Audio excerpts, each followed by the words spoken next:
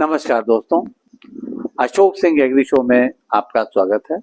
मैं हूं आपके साथ अशोक सिंह।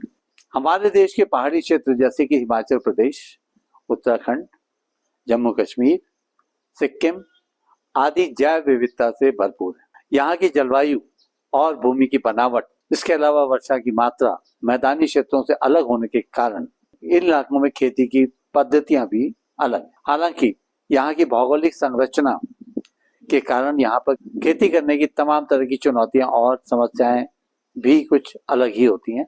इसके अलावा ऐसे क्षेत्रों का महत्व ऑर्गेनिक उत्पादन करने की दृष्टि से हाल के वर्षों में काफी तेजी से बढ़ा है। आज हम बात करने जा रहे हैं इन पर्वतीय क्षेत्रों में की जाने वाली खेती, उनके तौर तरीकों, यहाँ पर लगाई जाने वाली फसलों तथा उभरती नई तकनीकों के बारे में। कार्यक्रम शुरू करने से पहले एक बार फिर आपसे आग्रह करना चाहेंगे कि वीडियो को अंत तक अवश्य देखें ताकि आप नई जानकारियों से वाकिफ हो सकें और इनका लाभ उठा सकें। तो दोस्तों, शुरू करते हैं आज का कार्यक्रम। पहाड़ी क्षेत्रों में उगाई जाने वाली मुख्य फसलों में धान, जो कि खासतौर से पानी की उपलब्धता वाले क्षेत्रों में ही उगाई जाती है। इसके अलावा गेहूं और जौ, जो कि ठंडी जलवायु में अच्छी पैदावार देती है। इसके अलावा मक्का, जो गर्मियों में व्यापक रूप से बोई जाती है। आलू और राजमा, जो खासतौर से उच्च मैदानी क्षेत्रों में नहीं बल्कि उच्च पर्वतीय क्षेत्रों में होती हैं। इसके अलावा सेब, खुबानी, आड़ू, नाशपाती, फलों में इनका नाम लिया जा सकता है। चाय दार्जिलिंग, असम, उत्तर पूर्व के राज्यों में उगाई जाती है।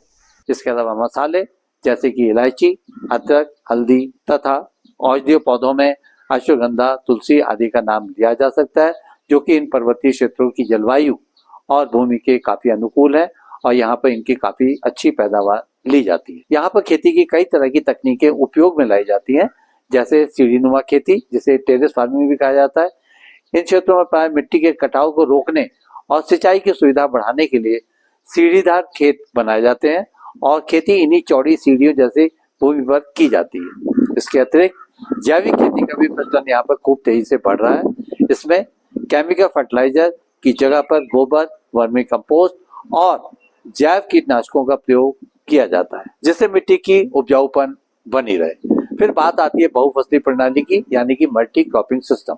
इसमें एक ही खेत में कई फसलें उगाई जाती है, जैसे कि मक्का के साथ राजमा या सेब के बाग में सब्जियां आदि उगाना। इनके अलावा शेड नेट और पॉली हाउस में भी पर्वतीय क्षेत्रों में काफी किसान अब खेती करने लगे हैं। मौसम के प्रतिकूल प्रभाव से बचने और उत्पादन को बढ़ाने के लिए पॉली हाउस का उपयोग किया जाता है। अब यहाँ की मुख्य समस्याओं को भी समझना जरूरी है, जो कि आमतौर से खेती के दौरान किसानों को जिनका सामना करना पड़ता है। यहाँ की भौगोलिक बाधाओं के बारे में पहले बात करते हैं, जिसमें ऊंचाई, ढालदार जमीन और घाटियां कृषि यंत्रीकरण को यहाँ काफी कठिन बना देती हैं।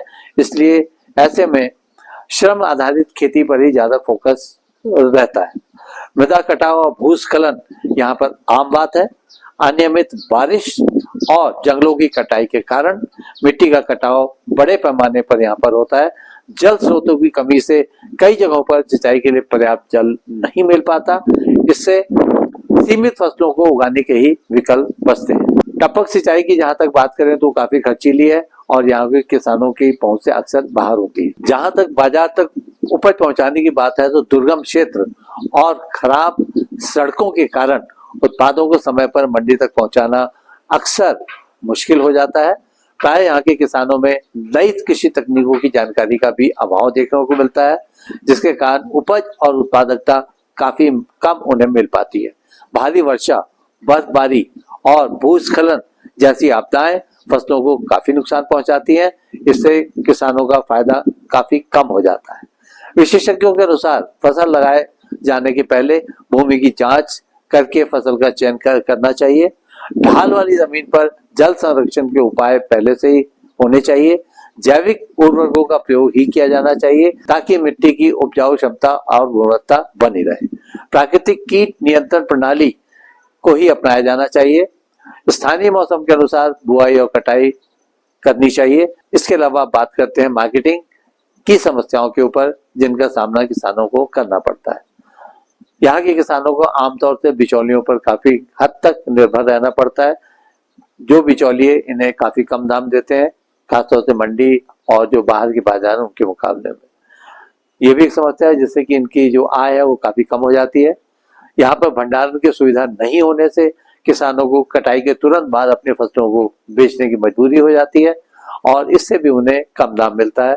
अगर भंडारण की सुविधा यहाँ पर उपलब्ध हो तो शायद उन्हें कहीं बेहतर दाम मिल सके। यहाँ पर लोगों में इस बात की भी जागरूकता नहीं है कि ब्रांडिंग और प्रोसेसिंग से काफी कुछ दाम बढ़ाए जा सकते हैं, मूल्यवर्धन किया जा सकता है और उसका फायदा किसानों को या उत्पादकों को मिल सकता है। पहाड़ी उत्पादों जैसे कि सेब, शहद, चाय आदि की प्रोसेसिंग और पैकेजिंग करके मूल्यवर्धन यहाँ पर नहीं किया जाता, जिसका भी इसका नुकसान किसानों को मिलता है। ई कॉमर्स का सीमित उपयोग यहाँ के किसान कर पाते हैं। इस तरह से डिजिटल प्लेटफॉर्म का उपयोग नहीं होने से यहाँ पर डायरेक्ट बिक्री जो किसान सीधे ऑनलाइन कर सकते हैं वो भी करना मुश्किल हो जाता है। अब हम बात करते हैं ऐसी नई किस्मों के बारे में जो वैज्ञानिकों द्वारा विकसित की गई हैं, खासतौर से पर्वतीय क्षेत्रों के किसानों के लिए, यहाँ के खेतों और यहाँ की जलवायु के अनुसार। सेब की हाई डेंसिटी की किस्में हैं जिसमें कि सुपर चीफ, स्कारलेट, स्पर आदि का नाम लिया जा सकता है। ये कम समय में अधिक उत्पादन देने वाली किस्मों में है। राजमा की ऐसी पहाड़ी किस्म है वीएल राजमा, यह भी कम समय में पकती है और अमूमन ट्रेडिशनल किस्मों के मुकाबले में ज्यादा उत्पादन देती है। मक्का की हाइब्रिड किस्म है HQPM1, विवेक, मेज हाइब्रिड आदि, ये भी अधिक ये पोषण से भरपूर होती हैं और इनका उत्पादन भी जो परंपरागत किस्म है उनकी तुलना में कहीं बेहतर होता है। चाय की क्लोनल किस्में है TV1, उपासी 9 आदि, ये अपनी गुणवत्ता के लिए मशहूर है और इनका बाजार में बेहतर दाम मिलता है। औषधीय पौधों की विकसित किस्मों में नाम लिया जा सकता है लोबसन की फसलों के लिए CIMAP यानी कि CMAP द्वारा विकसित प्रजातियां, जिनका उपयोग किसान कर सकते हैं। जहां तक कृषि वैज्ञानिकों द्वारा शोध और अनुसंधान किए जाने की बात है तो ICR और इसके अन्य कृषि संस्थानों द्वारा इस तरह की काफी अनुसंधान कार्य चल रहे हैं। इनमें कृषि विश्वविद्यालय भी शामिल है, जिनमें खासतौर से जीवी पंत कृषि विश्वविद्यालय का नाम लिया जा सकता है। यहाँ पर इन क्षेत्रों के लिए नई कृषि तकनीकों और नई किस्मों को विकसित करने पर काफी बड़े पैमाने पर काम किया जा रहा है। ऑर्गेनिक वैली जैसी योजनाएं भी इसी क्रम में बनाई गई हैं, जिन पर धीरे धीरे अमल किया जा रहा है।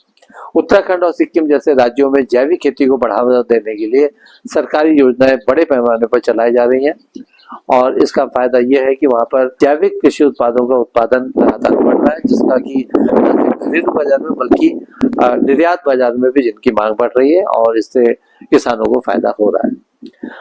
जहां तक जलवायु परिवर्तन की बात है, ये गंभीर समस्या है जिस पर अनुसंधान चल रहा है और ऐसी किस्मों का विकास करने पर ध्यान दिया जा रहा है या जोर दिया जा रहा है जो कि जलवायु परिवर्तन के अनुकूल हो, इसके साथ वे ज्यादा पैदावार दे सके। नई कृषि तकनीकों में ड्रोन और GIS तकनीकों का उपयोग कैसे यहाँ की किसान कर सके या यहाँ की खेती में कैसे किया जाए, इस पर भी काफी कुछ काम किया जा रहा है।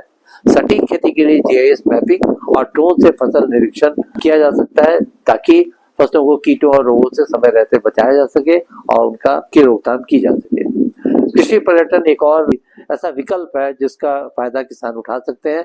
इसमें फल बागानों और जैविक खेती को पर्यटन से जोड़कर किसानों को अतिरिक्त आय मिल सकती है। आज के एपिसोड में बस इतना ही दोस्तों। कल एक नए विषय पर चर्चा करने के लिए दोबारा इसी समय पर हाजिर होंगे। दोस्तों, अगर आपको ये वीडियो पसंद आया हो तो कृपया इसे लाइक करें, सब्सक्राइब करें और शेयर करें। अगर आपके पास कोई सुझाव या कोई सवाल हो तो कृपया हमारे कमेंट बॉक्स में लिखें, हम आपके सवालों का जवाब अवश्य देंगे। कल फिर एक नए विषय के साथ आपसे मुलाकात होती है, तब तक के लिए नमस्कार।